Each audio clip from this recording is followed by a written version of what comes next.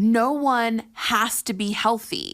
No, right? Like, I mean, it's like. So the wokest city in all the world, San Francisco, has officially introduced their quote unquote weight czar. That's right. They appointed an individual to push the propaganda of it's okay to be fat. As a matter of fact, healthy at any size. Now, we've heard this message time and time again within the quote unquote fat acceptance or body positivity movement. And you know what? I have no problem with you feeling positive in whatever body you're in. I believe that you can find a level of self-appreciation and not beat yourself up at any weight, so long as you're working yourself to a healthy size, because health, right? Health matters. You know, health is your life. Without health, the whole health thing, yeah, you die. That's how that works. So anyway, we have a short little clip here with an interview with our brand new weight czar of San Francisco's health department. So again, this is taxpayer dollars that are going into this individual's pocket. What is that? Virgie Tovar. Some of y'all may know who this is. I've seen her around before. And yeah, this is going to be comical. So let's get into this and I'll give my breakdown after. Where do you see the intersection really? What is your definition of health? Yeah, that's really complicated, right? I think I want to talk about that question, but I want to start by saying that, you know, no one has to be healthy.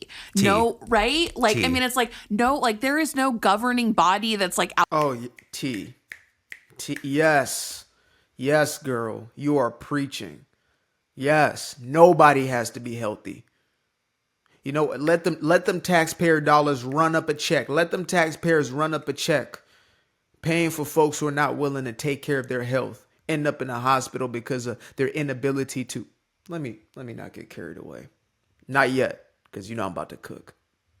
Body that's like out there putting, you know what I mean? It's like no one owes anybody that in either the traditional sense of the word or any other more innovative or, you know, more politicized, maybe even version of that word. So I think it's important to say like, and I want to back up and bring in intersectionality and say like, right, like look at the disabled community, right? Like I think people with disabilities have, and activists within that space have consistently been saying like, I'm never going to be your notion of healthy. That doesn't mean I don't get to be a full human. You get to treat me some kind of way, right? And so I think that I love taking that principle within disability rights to fat activism and to understandings of fatness. So I want to start there, right? Like no matter what size you are, you don't owe anybody else your health. But I mean, for me, right, like in an ideal world where there wouldn't be health-based gatekeeping at all.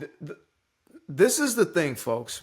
These people actually think that the words that are, do you understand the words that are coming out of my mouth? They believe that the words they are speaking make sense.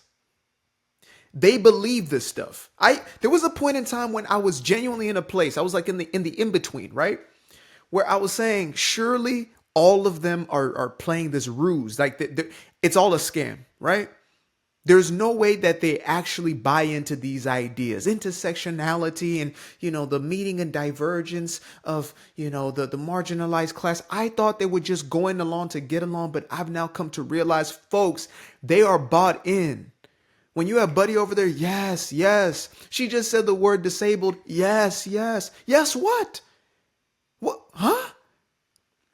Just the mere mentioning of a certain subsector, a certain group. And mind you, these are the people who profess themselves to be the party of tolerance and inclusivity when their entire focus is on sections, intersectionality of what sections? We're not the human race in their eyes. We're fat people, we're black people, we're, you know, trans people, we're just these different identity groups that are broken up into smaller and smaller and smaller, you know, a neurodivergent, but also a dwarf, but also a black trans. And this, what? Where did being a human go? But let me get back into the actual context of this video. So she mentioned how there is this parallel between disability and obesity. Okay. Now I know that obesity can be now classified as a disability. But let me break down this is just pure logic. This has nothing to do with an opinion or, my politics, anything like that. This is just simple, raw logic. Obesity is changeable. It is malleable. Obesity is a choice. I know you got that one friend who's got that one thyroid thing that they can never lose weight no matter what they do ever, period, right? Yeah, I understand. Everybody has that one story, right? But this still stands. Obesity is a choice. It is a choice that is made through the decisions the individual makes. Am I going to move or not? Am I going to eat this? Am I going to eat that? It's one of the most basic, straightforward science. And of course, yes, there's nuances. Your sleeping habits, your stress levels. Yes, I understand this, right? If your health is compromised because of your immune system, but that happens as a byproduct of lifestyle. I know we hate the accountability. I know we hate it so much. We hate it so much. We just want to eat what we want to eat and do what we want to do and get away with it. That's why I kind of have a respect for people who say, you know what, I'm fat. I made myself fat and I'm just going to do it. Like, I'm just going to live this way. As opposed to trying to draw a parallel with disability where, let's say somebody doesn't have a leg or whatever it is, right? Somebody's a dwarf. I don't know. That shouldn't even be a disability. I guess it's a disability in some context because you can't, reach for certain things or, life is like, I guess. But disabilities in the way that most of us would think of it is not something that is a controllable factor in the same way weight is, right? So trying to bring the two things together, it's like the entire trans conversation, in contrast to race, right? And I'm not a dude who goes for the entire race narrative, but still, this is still a baseline point I'm trying to make here. These two subjects, race and sexual orientation, identity, one you're born with and you cannot change. Well, at least nowadays you can buy skin lightening cream, whatever. But in most cases, this is what you're born with. That you're not born with.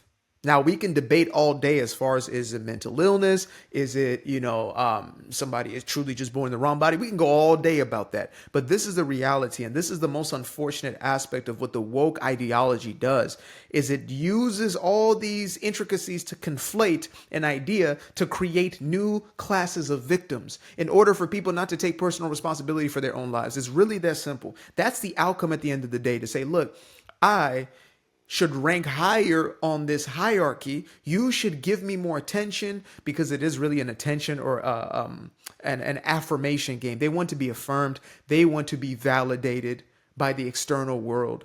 And if you don't fall into that, then you are an enemy. You are seen as an outsider. You are seen as somebody who's trying to impede upon their quote unquote progress. And their progress is really going up that power scale. It's a power game. I think Jordan Peterson is one of the individuals who best articulates how it's really rooted in envy and power. When you look at the woke ideology, it's always about power dynamics. So it's like, tear down that system to create our system so we can have power. But it's covert, which is the most dangerous form. At least if you tell me straight up, look, I want to be this. I want your money. I want your this. I want to be successful. I want to be powerful. At least I can trust the motive. But when you tell me, no, I'm just a little old victim. I can't do nothing for myself. The system is against me. Woe is me. Look at all these terrible things in my life. But really, you're actually out to manipulate me, to use me. And so you have one up on me. Those are the people I can't trust with a 10-foot pole. So when I see stuff like this, and this isn't satire, folks. If this was shown in 2010 and before, maybe 2011-ish and before that, this would look like satire. You would think this was Mad TV, The Chappelle Show, Living Color. There's no way that we're having these conversations in real life. There's no way. I used to be afraid of the dark, a place unknown like a heart in their heart. I used to see my life in the bar. Now the kids unchained, every shackle is lost. 2 steps in the moonlight, 2 step in the daytime. You just know when it feel right. You got a feeling the time's not. See you through those shades that I just threw on. Through my lenses, you just can't do no wrong. I fell in love with myself again. I fell in love with myself. I fell in love with the sunshine. I fell in love with the light. I fell in love with the full moon. I fell in love with the night. I can see